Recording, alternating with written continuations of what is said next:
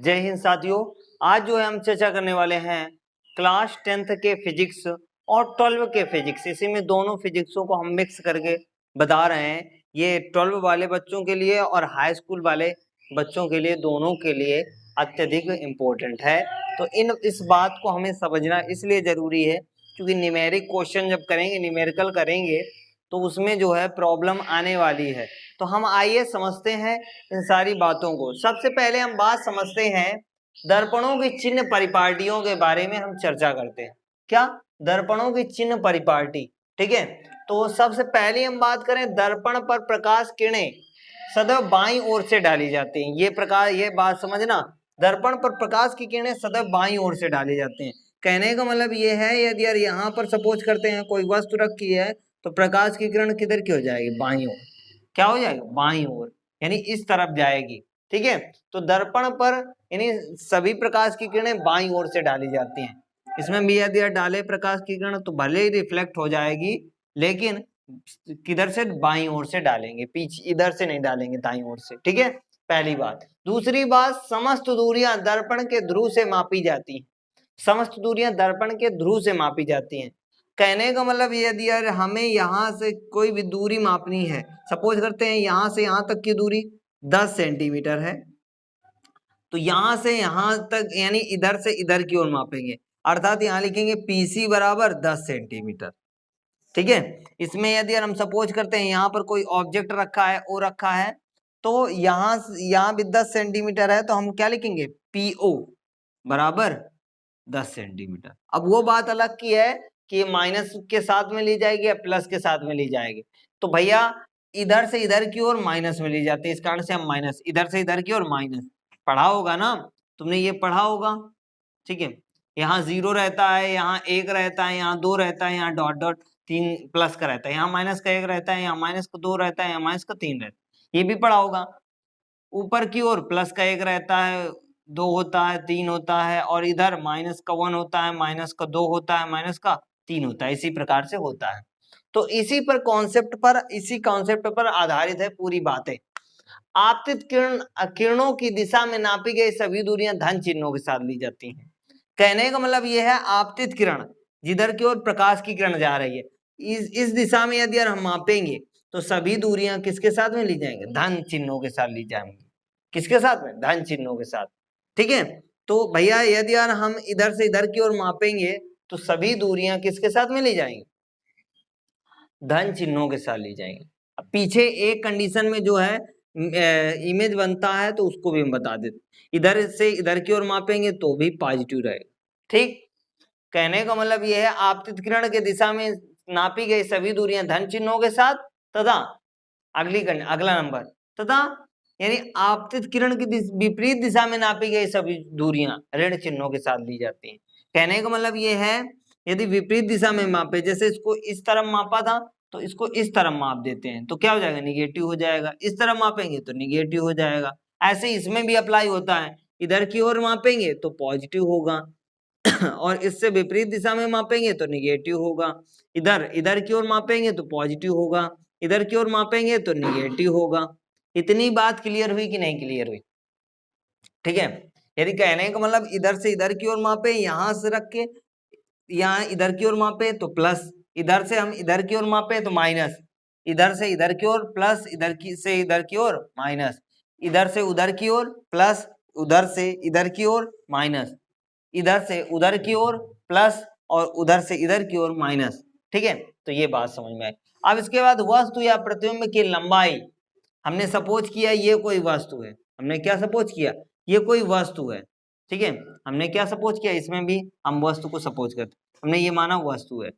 अब वस्तु के मुख्य अक्ष से ऊपर की ओर, चूंकि ये ऊपर की ओर है, तो ये धन चिन्ह के साथ लिया जाएगा। ठीक है, यानी ये जो प्रकाश की किरण जो है, यानी जो प्रतिबिंब बनेगा या जो वस्तु होगा, वो क्या ऊपर की ओर धन चिन्ह के साथ में लिया जाता है।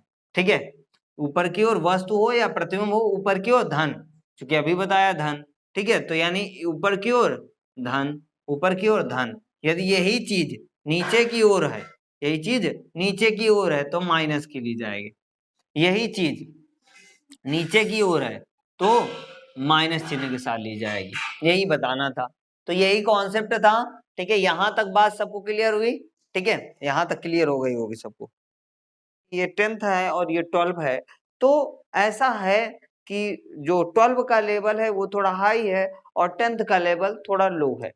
तो हम बात करते हैं यहाँ पर 10th और 12 के दोनों के बारे में चर्चा करते हैं। उसके पहले हम कुछ बातें बताना चाहते हैं, यदि यूपीएससी से रिलेटेड या अदर कॉम्पिटिटिव एग्जाम जैसे बैंक, रेलवे, एसएससी, पुलिस, ठीक है, आदि से यानी अदर कॉम्पिटिटिव एग्जाम की तैयारी करना चाहते हैं तो ये चैनल दिया हुआ है, इस चैनल पर सब्सक्राइब करके जो है सारी क्लासों का आनंद ले सकते हैं, ठीक है, तैयारी कर सकते हैं। ऑनलाइन या ऑफलाइन किसी भी प्रकार से यहाँ पर तैयारी करवाई जाती है, ठीक है। तो हम बात करते हैं अब यहाँ पर, ठीक है, यहाँ पर हम क्या पढ़ा रहे हैं इसके बारे में हम चर्चा करते हैं।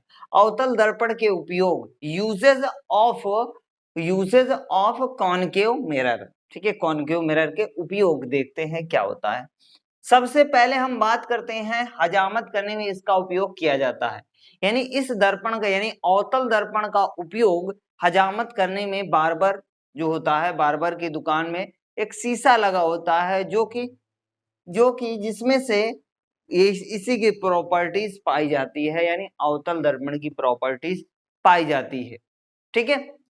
तो इसके कारण क्या होता है, व्यक्ति जब सामने बैठता है तो उसका चेहरा स्पष्ट दिखाई देता है और बड़ा दिखाई देता है, अर्थात कहने का मतलब ये है वो सुंदर, अत्यधिक सुंदर दिखाई देता है, ठीक है।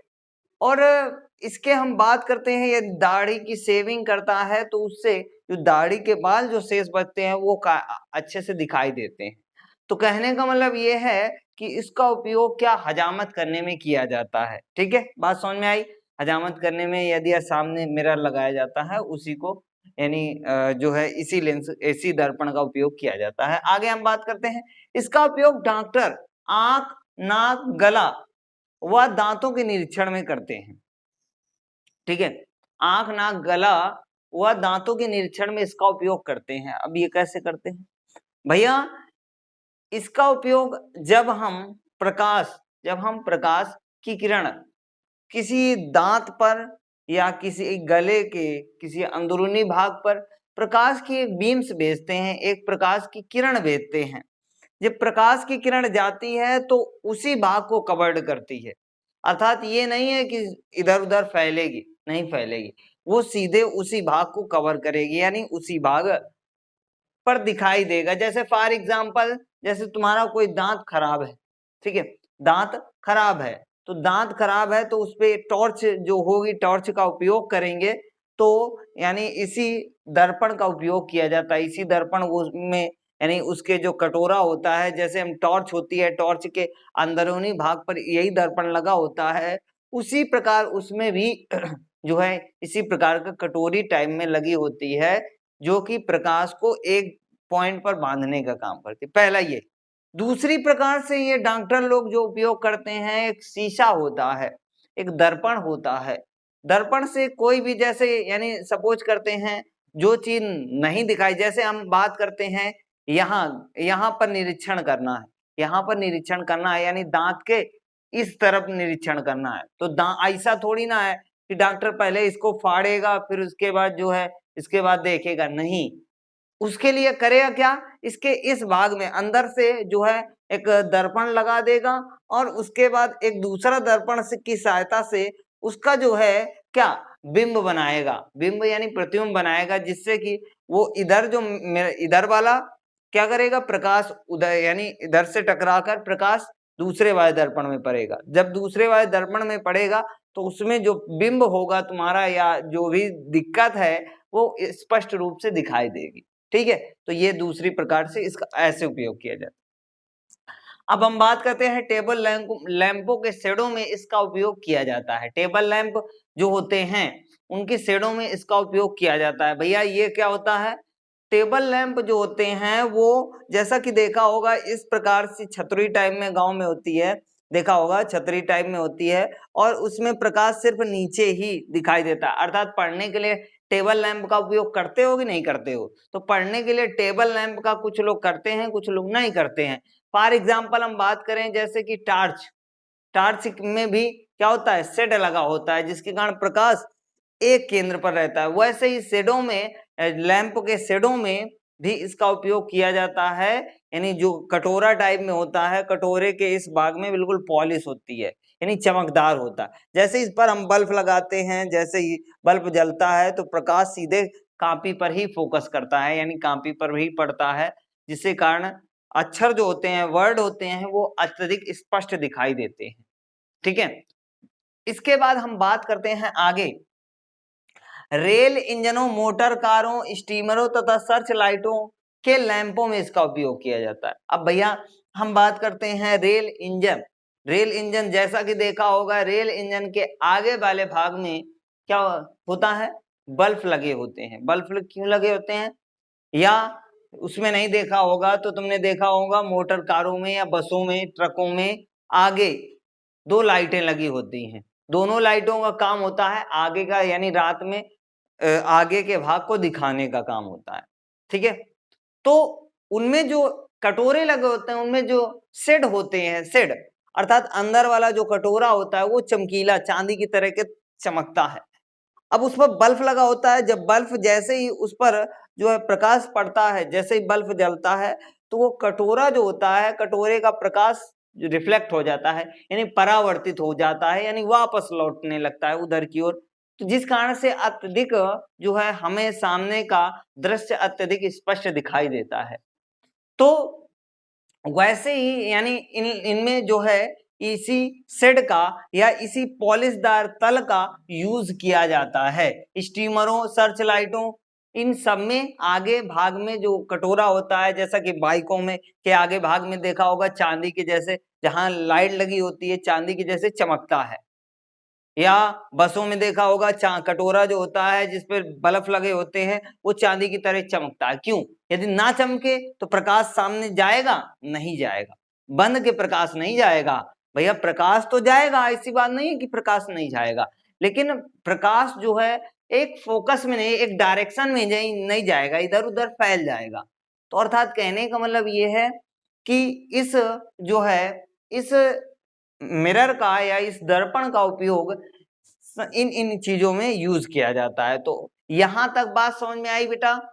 अब देखो बात समझना एक बात, तो लाइफ में कभी भी सेल्फ डिपेंडेंट बनो।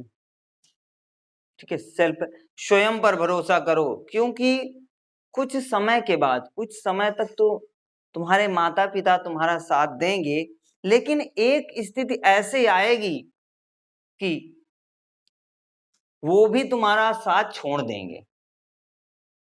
तो इसलिए पहले से ही तैयारी रखो सारी चीजों की, फिर उसके बाद में यही कहेंगे हमारा बेटा जो है बिल्कुल निठल्ला निकला।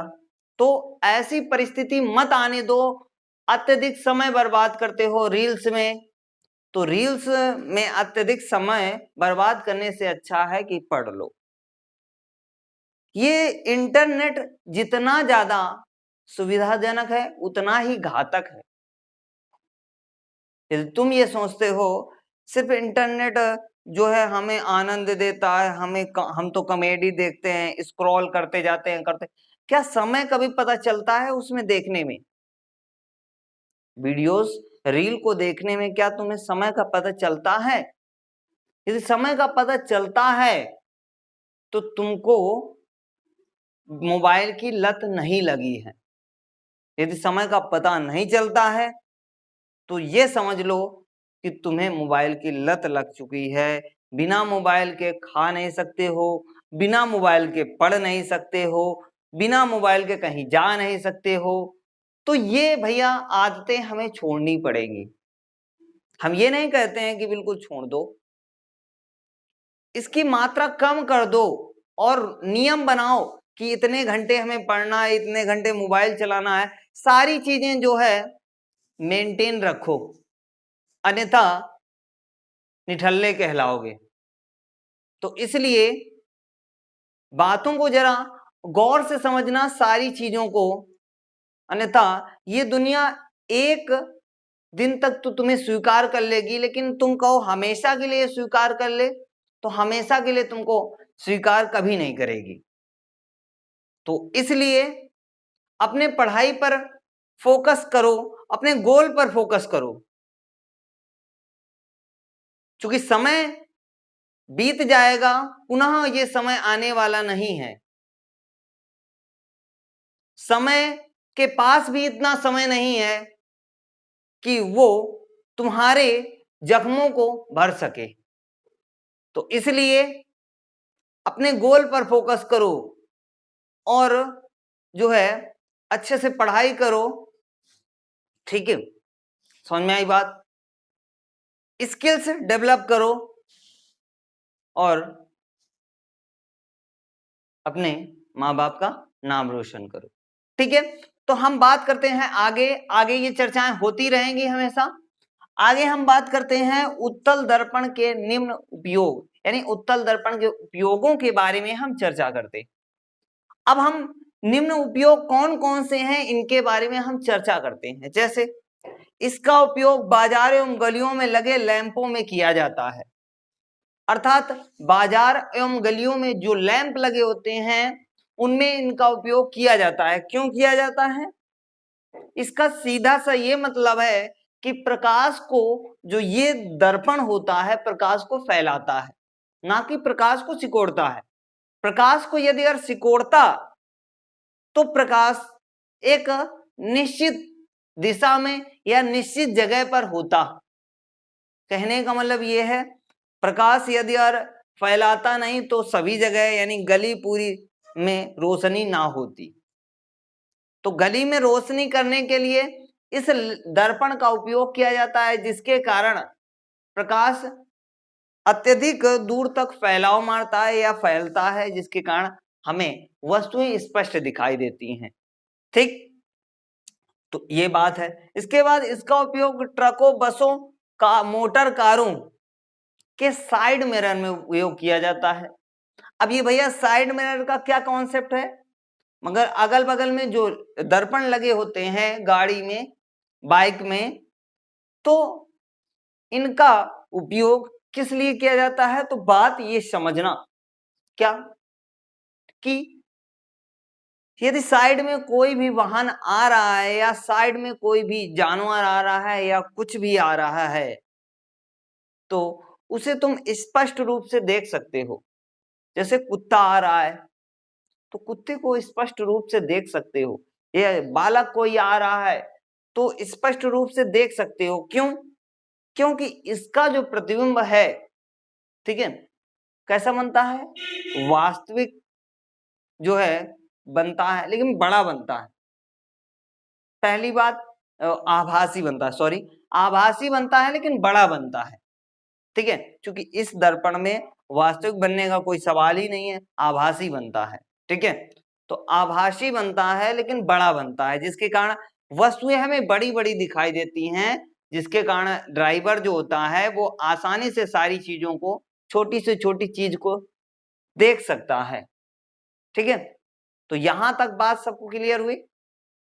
यहां तक सबको बात क्लियर हुई होगी। ठीक है, तो इसलिए भैया पढ़ाई करते रहिए। ठीक है, मोटिवेशन जीवन में हमेशा रखना, एक गोल हमेशा रखना। यदि गोल नहीं रखोगे तो मोटिवेशन नहीं मिलेगा, और यदि गोल ही नहीं है, कितना भी प्रयास कर लो मोटिवेशन कभी नहीं आएगा। जैसे हमारा गोल है कि बच्चों को अच्छी से अच्छी शिक्षा देना, भले ही हमें कम फीस में पढ़ाना पड़े बच्चों को या हम कम फीस लें, लेकिन हम चाहेंगे कि बच्चों को अच्छी शिक्षा मिले, क्योंकि इंडिया में सबसे बड़ी समस्या यही है कि शिक्षा का अभाव। अंधभक्त मत बनो, अंधभक्त मत बनो, शिक्षित बनो। किसी की कही सुनी बातों पर विश्वास मत करो। जब तुम्हें दिखाई दे कि हाँ ऐसा है तभी मानो, अन्यथा किसी ने कुछ भी कहा विश्वास मत करना। हो सकता है उसकी और उस व्यक्ति, जो जिस व्यक्ति के बारे में बता रहा है, शायद दुश्मनी हो, तो वो अपनी दुश्मनी को निकालने के लिए तुमको उसके बारे में उल्टा सीधा बता दिया। अब तुमने भी क्या किया, दूसरे को बता दिया जाकर, है ना। तो ये अंधभक्ति मत करो, पहले समझो बात को।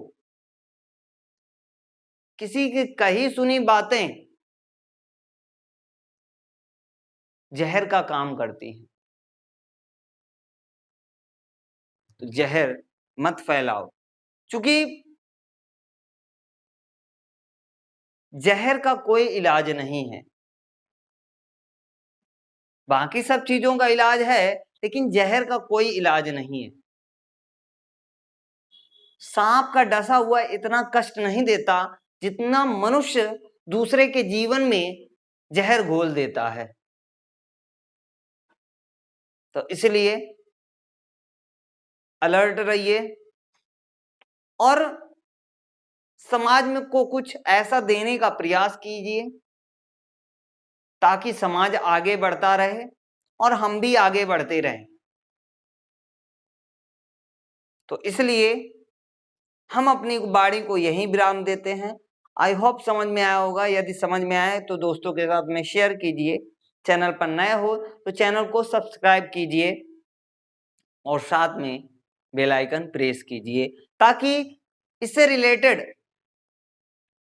नोटिफिकेशन आपके पास में पहुंचते रहें। तो जय हिंद, जय भारत।